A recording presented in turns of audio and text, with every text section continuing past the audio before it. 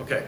One of the things I wanted to talk about was tips for answering questions, both for students in a situation of a job interview, or if you're asked a question from media or in business and marketing situations. So one of the things I suggest to students to sound authentic and authoritative and to give you some gravitas when you're answering a question is divide it into parts.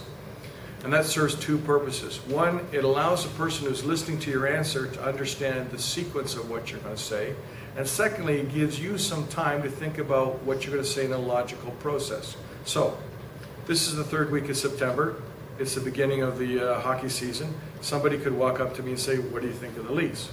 So, I don't like the Leafs right now. I'm ticked off at them.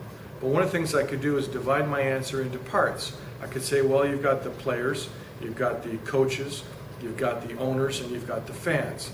And then you could go further. You could say, well, you've got the returning veterans, you've got the new players, you've got the regular coaches and those that have just got hired, you've got the expectations of the fans that are lifers and those that are casual, and you've also got the owners and the management that want to make sure they can improve things. So, I actually haven't said anything.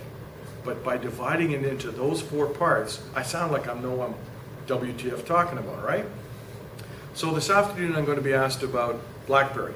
Someone's going to say to me on CTV News, what do you think about the Z30 and the playoffs? Sorry, the layoffs. And what I'm going to do is divide the answer into parts. I'm going to talk about features, advantages, and benefits. I'm going to talk about the competitive environment. I'm going to talk about customer expectations. I'm going to talk about the future. I'm going to talk about management. And then they'll probably say, well, we've got to cut to weather or an update on the bus crash in Ottawa. That's about it. Because when you're answering questions for the media, one of the things is to say something that's quite precise in a very, very short period of time. And if they give you a little bit further chance, then you can add on to some of the details. But usually one of the best ways to do that is to start by dividing the question into parts, and then the person who's asking you the questions can ask you to expand. Well, could you talk more about the features? Or could you talk more about the competition? And if they do that, I'll say, well, yeah, there's competition from HTC out of Taiwan, the new iOS 7 out of Apple, there's new offerings from Samsung, and so on. Hope that's useful.